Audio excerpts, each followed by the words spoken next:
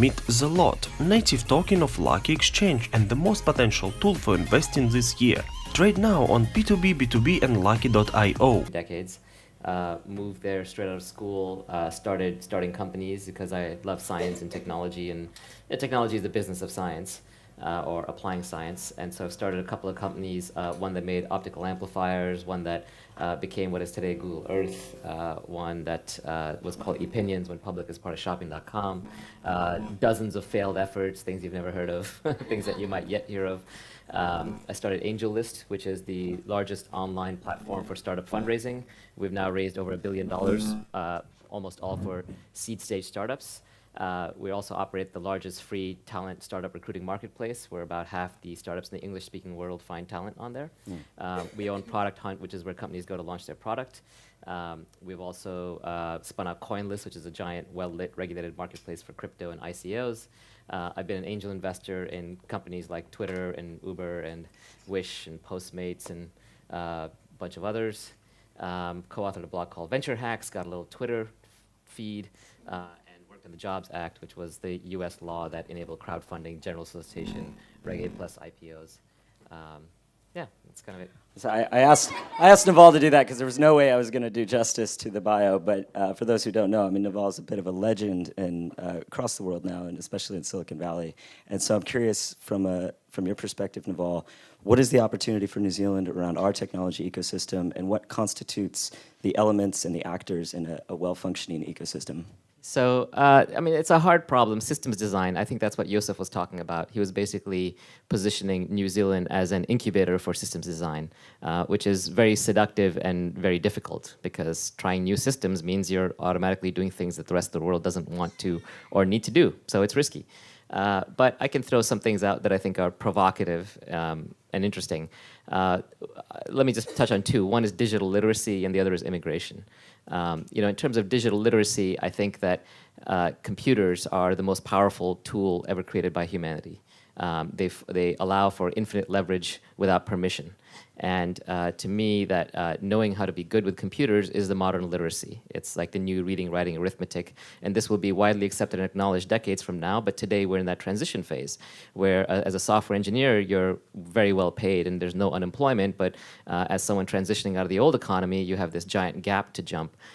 So I think it would be interesting. One system design experiment that would be interesting is to create an entirely digitally literate nation where everybody is facile with computers. And of course, not everyone's going to be a computer-related job, but just the fact that you can use this creative tool to its maximum output gives you an advantage, a leg up in every possible way. You'll make better podcasts. You'll do better. You'll be better at creating documents. You'll be better at coding up your ideas. You'll be better at even just using online banking or your storage. But just like if you understand mathematics fairly well, then you don't fear science books. You can pick up anything the same way. If everybody understood computers well enough, they didn't fear computers at all, they would be highly leveraged. And for innovation and employment, that could be a huge thing. It would also, interestingly, raise all the wages across the board in other professions too, because there's a thing in economics called Baumol's cost disease, where the value that you have to pay someone their opportunity cost of what else they could be doing, not necessarily what they are doing. So even if all the baristas had computer science degrees, they get paid a lot more.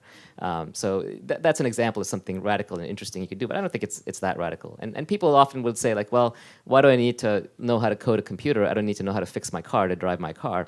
But it's different. The car is a utility that gets you from point A to point B, and you do the same thing over and over, whereas a computer is a creative tool and a creative process. It's not going to be automated away, and every person who uses a computer, it's like using a paintbrush or a writing instrument. You're using it for a different thing, for self-expression and a blank canvas of possibilities. So I think having a fully digitally literate nation, and New Zealand is well positioned to do that by being English-speaking country, first world, rule of law, good educational system, and a fairly small enough community that you can make that kind of a push, I think would be really interesting. So. And you also said immigration.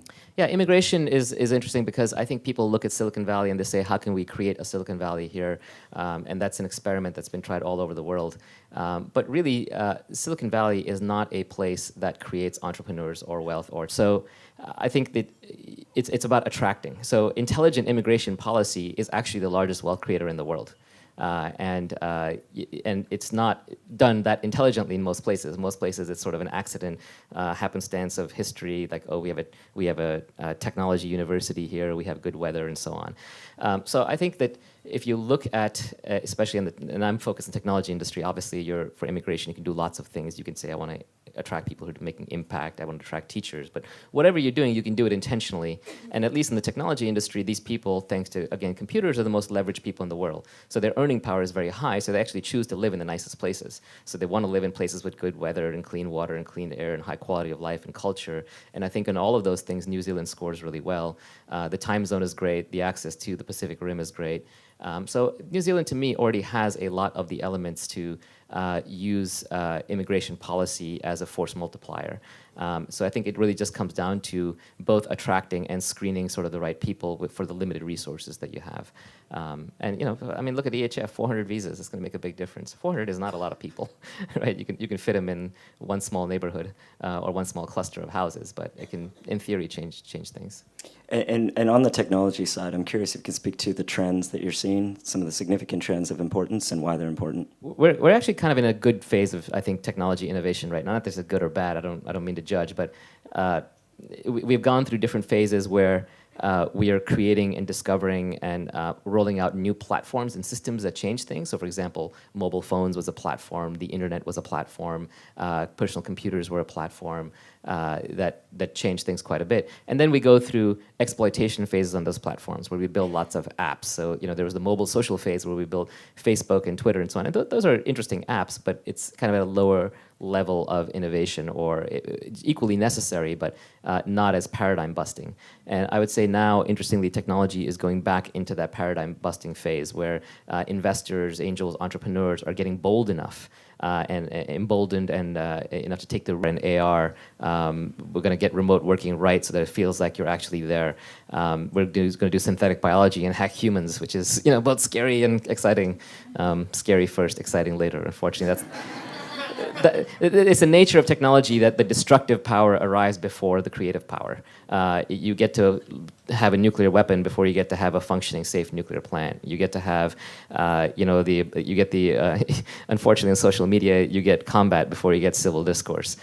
So even if you go back through human history, you get gunpowder before you get steam engines and airplanes. So it's just, unfortunately, the nature of technology that the disruptive and the dissociative power arrives first. So we're going to get all the dysfunctional, dystopian things, maybe VR and AR is like a place for people to rally who couldn't rally in the real world, or for, how the internet famously adopts porn and gambling before almost any other application. But eventually, you will see the fruits come out of that if we live long enough. And synthetic bio is an interesting one in that regard. AI today is going through a machine learning, machine vision revolution where computers are getting very, very good at pattern matching and problem solving of a very specific kind of problem. But it does mean that we're going to see very intelligent agents living in the networking cloud and changing how we do things. So I think all of those are really interesting, and I give full credit to people like Elon Musk, who just really upped the bar on what's conceivable, right? Just by doing audacious things or trying audacious things, even if they fail, even if they're not good at it, even if you have problems with the financial shenanigans, it's just at least the vision, I think, inspires people to move forward. And he's not the only one. There's a bunch of entrepreneurs now who are kind of just trying to do very audacious things. And on that point, some people say, we want to shift away from this cult of entrepreneurship or this worshiping the entrepreneurs. How do you feel about that? The rise from the entrepreneur, and then it sort of filters down to the other people in the ecosystem who help make things happen. And then, of course, the users and customers and broader society that they stand upon. I just think it's a nature of humans that you're always going to have a little bit of hero worship. You're always going to create a cult. Like you go to Hollywood and there's a cult of the celebrity. I mean, there's such a cult that they give each other awards every year and then we tune in to watch it. So it's just the nature of politicians. We create a cult around the top politicians without looking at all the people that they stand on. It's just kind of how humans are hardwired. It's how we get inspired. So I think it's completely fine to use an entrepreneur as a source of inspiration, but I think it's silly to use them as a source of truth, right? Like, in fact, it's silly that I'm up here and I'm kind of giving you all this so-called truth, and really I just have very narrow specialization in a very narrow set of things, but somehow, for some reason, somebody wants to hear my opinion on everything. That's the cult of personality kind of poking through. But still, you got to pick some monkey to get in front of the tribe at various points. So it's my turn right now. And one of those things that you've been a specialist at is blockchain. And so I'd love to hear, what is blockchain? Why is it important? Yeah, I got into cryptocurrencies and blockchains back in 2013, and it was, to me, first fascinating as a technology solution to a very particular computer science problem called the Byzantine generals problem. But all you need to understand is what they'd solved is a way of getting a bunch of people who don't know each other and don't trust each other to still agree on something. And this is a much harder problem than it may sound like. Humans are highly cooperating, organizing creatures, much more so than almost any other species in the natural domain. And that allows us to do amazing things, like we can all get in this room and work together to what we believe is a better future. It also allows us to do terrible things, like get together in a battlefield and kill each other and name some ideology. Monkeys don't have Christianity or fascism. They don't come up with those ideologies, so they don't murder each other in large quantities. But that ability to unite together is both our superpower and our curse, because when you get together, how do you operate that network of people? How do we make decisions? And historically, we've had a couple of answers, and they all have different trade-offs. The old answer used to be the most brutal monkeys in charge. That used to be the king, and that's still how much of the world lives today under dictators. Then it was just the smartest and most violent few monkeys who get together are in charge, and that's aristocracies, or if it's the smartest, it's the elites. But you have a small number of people sort of running things for society. Religion was another one. I talked to God, God gave me the answers, you listen to me.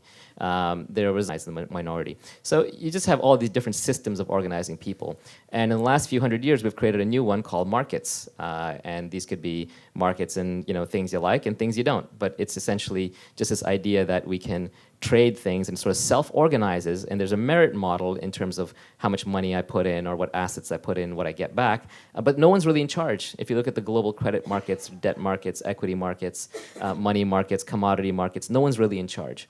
So what blockchains do is they bring the ability to have markets into any digital domain. So you can take any digital network, and there are a lot more digital networks out there than we think. So for example, Uber is actually a digital network that's routing cars around. Your local public utility is actually a digital network that's routing power around, especially if we all had solar and we were trading that power. Today we have cell phone carriers that are top-down, but actually each of our phones, it's broadcasting Bluetooth and Wi-Fi, and and we have Wi-Fi access points at home. You could stitch together a digital network. And a blockchain-based network isn't owned by anybody. It isn't run by anybody. It's I think we're sort of a temporary blip in history where all of your connections with your friends are controlled by one small set of people out of Palo Alto, or all the digital news media in the world is run basically by Twitter and YouTube, and it's a very small number of people. So it is the nature of the current generation of technology that it is a highly centralizing force. We have replaced geographic oligopolies with global monopolies. While at the same time, there's sort of this long tail of independent actors, but that fat middle that used to exist in the old world is gone. When you would have 10 e-commerce retailers, and now you just have one that's kind of controlling the whole internet retail. When you would have had hundreds of local taxi dispatchers, but now all taxis are dispatched out of San Francisco by Uber or Lyft. So that trend line is very worrying, because that's not the internet I think we were all promised. We were promised a decentralized internet where we kind of all collectively control outcomes. But like in any system, you have to have rules, you have to have consensus, you have to have ways of rewarding people who contribute to the network, you have to have ways of punishing cheaters who harm the network. And blockchains use mathematics, cryptography, peer-to-peer networking to create digital consensus and allow truly leaderless digital networks. And I think that is what is compelling about them. And we're starting with the financial applications, because money is a ledger. It's something that we've historically had to put a king in charge for, or a state. And they have a habit, when you hand somebody the ability to print money, then they just print more of it, and so we find a corrupt country. But yeah, even there, right? There's always something. Compared to other parts of the world that are outright kleptocracies, that can be problematic. So you have things like Bitcoin that essentially separate money from any individual controlling the money, and then it becomes collective money. Ethereum tries to do that for a programmable financial system. And I think you'll see as blockchains get good at tackling those problems, and they demonstrate that they can secure something as hard to secure as the ability to make an issue and transfer money, then they can be trusted in all other aspects of life. So I think it's really interesting. And people say, well, the cryptocurrency market's down 90% plus in the last year. Isn't it over, or was it a fad? How do you respond? Yeah, I mean, look, it's a highly speculative market. It's this weird combination of money and code and governance. .com went through this in 1999, 2000. So I've seen this kind of movie before. And crypto is a really hard problem. Crypto is, you're basically saying, I'm going to create digital gold. I'm going to make it unhackable, even though the reward will be hundreds of billions of dollars. Trust me, I don't have a bug in this code, because if I do, you lose all your money. It's very hard to secure and transfer. It's still very, very much in development. It feels like the computers were in the 1980s, not where the internet was in the 1990s, but it's moving faster. So there's still a lot of fundamental development work to be done. Crypto is not simple computer science. It is bleeding edge computer science, game theory, attack vectors, hacking. You're trying to solve some very hard problems. So it's going to take time to figure out. And today, for example, the total stock of Bitcoin in the world is valued at about $80 billion, and or $70 billion if you take into account losses and so on. Actually, sorry, higher. It would be about 100. But the total gold supply in the world is somewhere around $7 or $10 trillion. And Bitcoin does a lot of the things that gold does, some better, some worse. Better in the sense that it's digitally transmissible, easier to secure, more scarce. Worse in the sense that there might be a bug. You can get hacked. You might lose your passkey, which I've seen happen to friends of mine. So it's still much less certain. It's much more new. Gold's been around forever. So what you have right now is the market is pricing Bitcoin as being somewhere between 1/500th the chance of being digital gold to 1/1000 to 1/100th. And when the market changes its mind on these very little probabilities, you have these massive swings in the price. So it does end up being a very speculative instrument today. And it's like an angel investment or like an early venture investment where you can lose all your money or most of it. And there's a lot of risk involved, but there's also a lot of reward. These are not ready for prime time yet, but they'll get there. We're going to go deeper on the blockchain, and if you could talk a little bit about your becoming famous in terms of talking about the inner game of entrepreneurship. Yeah, so fame is a curse. I don't recommend it for anybody. You want to be, this is glib, but you want to be rich and anonymous, not poor and famous. Because this is the disease of social media. Everybody is getting their 5 seconds of fame and becoming a celebrity, and celebrities are the most miserable people in the world. So it's not necessarily a good thing to go for. That said, I think what happened was, like anyone who's been an entrepreneur, I was running an extremely high stress lifestyle. And one of the things that makes entrepreneurship especially stressful is that not only are you supposed to have all the answers, you're doing very hard work, but you're supposed to never show weakness.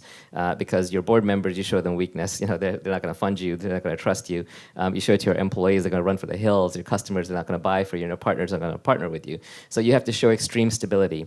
And it's the nature of the technology business that 99 out of 100 startups effectively fail because the winners are so outsized and so rare. So most entrepreneurs walking around know that they don't have product market fit. They live in mortal terror of it. They're not allowed to talk about it. And everyone has to pretend they're winning and crushing it all the time. And this is highly stressful.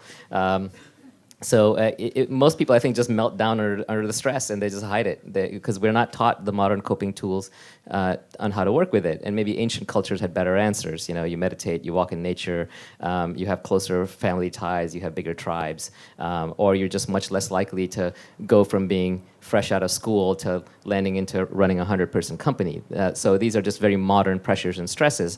And just like anybody, I had to kind of work through it. And as I worked through it, I started using Twitter as my open diary on what I had learned that was useful to me. And I think if anybody else was talking about this, it wouldn't be that interesting. But because I'm in the tech business and supposedly successful and I'm talking about it, I think that gives people be happy. And I know this sounds easy in hindsight, but it was sort of like, well, this entire time I've just assumed that happy people aren't successful. And if I'm going to be successful, then I can't be happy. I have to be miserable. If I'm going to make a difference in the world, I have to be unhappy along the way. And I just sort of shifted my mindset and decided, actually, I'm out of time. It's now or never. There's no future to live for. And if I don't figure out how to be happy, I'm going to die unhappy. And it's going to, and I made it a discipline, and just like diet and nutrition and exercise, these are highly personal disciplines that are unique to each of us, and we have to find what works for us. And nobody else can make your diet work for you, because it's a battle that's fought every day, at every meal, and no one can make your exercise and fitness routine work for you, because it's not even just the half hour you go to the gym or work out. It's literally how you carry yourself, how you move, what activities you volunteer for. So the same way, I think your own internal mental state is just as malleable, but just as hard and just as individual. And so I just started documenting my journey, and a lot of people actually thought it was strange. And I did lose some business contacts, definitely some business over it, and some people were attracted to it. But part of being happy is not caring what other people think, and so I don't care anymore. So there we are. So we're going to go much deeper on this. Part 2, we're back up here on the main stage at 2:30. So hope to see you there, and we'll open the space for Q&A as well. Please join me in thanking Naval Ravikant. Thanks for sitting through this.